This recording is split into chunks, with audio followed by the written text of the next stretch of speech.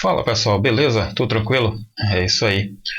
Hoje vamos falar aqui sobre as vantagens e as desvantagens daquilo que eu já falei em alguns vídeos aí passados sobre um motor para várias motos, né? Isso mais aconteceu aí, por exemplo, na linha 700 da Yamaha, e nós já falamos sobre várias coisas. Será que isso é bom? Será que isso é ruim? Quais são as vantagens e as desvantagens dessa coisa, né, de você ter somente um motor para várias motos, né, equipando várias motos? Pois é, mas se você chegou aqui nesse canal, muito prazer, eu sou Barbosa, falo aqui de Salvador, na Bahia. E se você puder dar uma ajuda, clique nesse botão vermelho aqui, né? Se inscreva no canal, gostando do vídeo, deixe seu like, não esqueça, já ajuda. E um comentário também. Vai aparecer aqui embaixo minha rede social, ou Barbosa Vlog no Instagram. Podendo dar uma força, me siga lá também, que já é uma grande ajuda. Beleza, pessoal? Valeu! Vamos falar aqui sobre essa questão de vantagens e desvantagens de uma coisa que a gente já vinha falando lá atrás, né? Nós começamos falando do conceito da MT-03, né, que foi um dos vídeos, digamos assim, dessa série que está aqui nessa playlist, minha opinião sobre. E depois nós fomos para dessa questão da MT-03, né, desse conceito, diferenciando ela da 250, que é um motor bem próximo. Surgiu o outro vídeo que é falando sobre a Teneré 320, uma possível Teneré 320, uma possível Landa 320 e até, quem sabe, uma possível Phaser 320, ficando aí um motor também para várias motos. Na sequência viemos com a linha 700, falamos da linha 700 e que mostramos aí 5 motos com um motor só. Mas será isso uma tendência?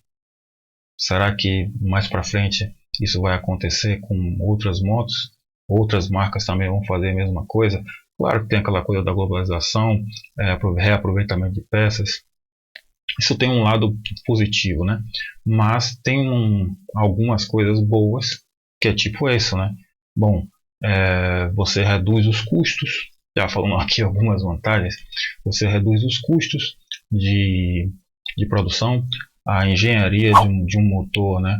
Com testes e tudo mais, é bem custoso para você estar fazendo vários motores para motos diferentes. Então, você conseguindo aglutinar tudo isso em um motor só e diferenciar ele em alguns pontos para algumas linhas de motos diferentes, tipo, no caso, como nós falamos, um MT-07, que é uma Naked, uma Teneré 700, que é uma Trail, e uma R7, que é uma moto de competição, né, uma moto speed, na moto de velocidade.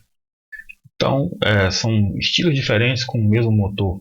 Isso é legal, né, em termos de custos. Se for falar aí também em relação ao meio ambiente, claro, toda aquela questão, toda aquilo que as empresas falam, claro que isso aí vai cair nesse lado positivo também. Mas temos também coisas que podem ser complicadas.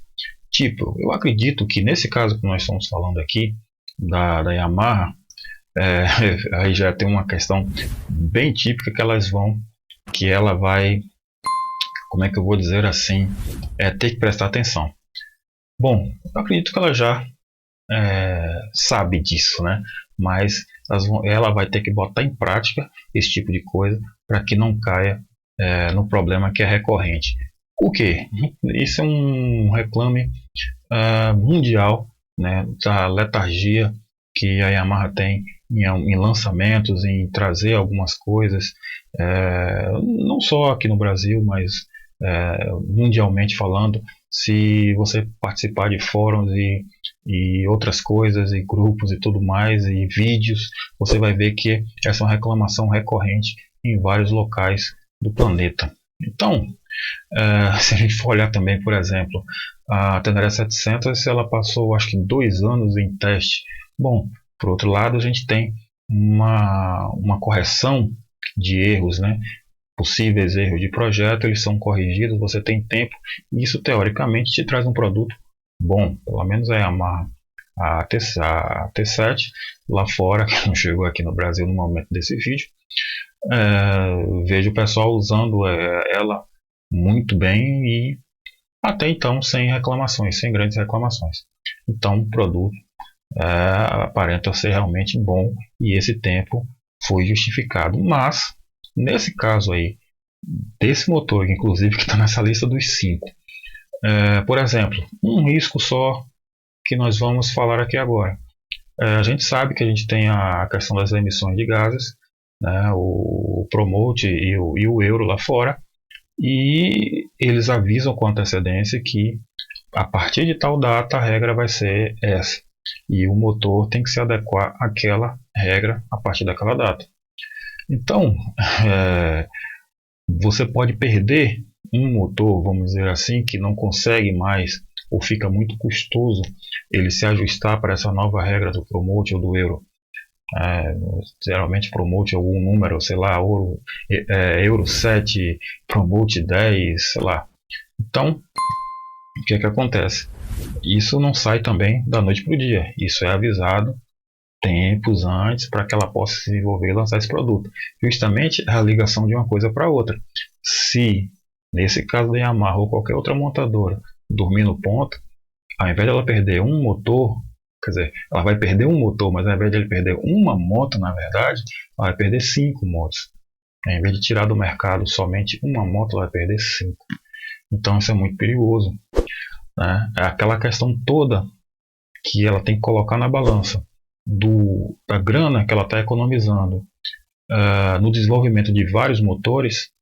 Ela tem que reaplicar essa grana em outros motores ou ficar ligado nessa questão dessa questão ambiental, né, do Promote do Euro, para não passar batido, porque senão vai ser um tombo feio, um tombo pesado. Outra coisa é que se o preço de um motor desse for muito caro, muito possivelmente ele vai se distribuir nas motos, né? E isso pode tornar inviável o preço de uma moto ou outra. Então, isso tem um lado tem um lado e tem o outro, porque como o motor pode até ser caro, mas como a produção é em larga escala, porque são muitos motores, o custo acaba baixando. Mas é aquela coisa, o motor ainda não é um motor barato. Então isso pode acabar acarretando no preço final de algumas motos. E isso é uma coisa a se ver o que é que pode acontecer no futuro. Bom, mais ou menos isso, tá? Algumas coisas aí de pontos positivos e pontos negativos que nós podemos falar aí em relação a toda essa questão de uma moto para vários motores. A gente já tem isso, né, em outros fabricantes também, outras montadoras que também fazem isso. Talvez nem tantas motos assim, mas pode ser que isso seja uma tendência para que se passe para outras motos. A Honda já faz isso, a própria Kawasaki também já faz isso. Se eu não me engano, a Suzuki também tem alguma coisa, mas não tão assim em larga escala, certo? De tantas motos assim, vamos dizer assim, penduradas em um motor só, né? Que é isso que eu estou querendo passar aqui.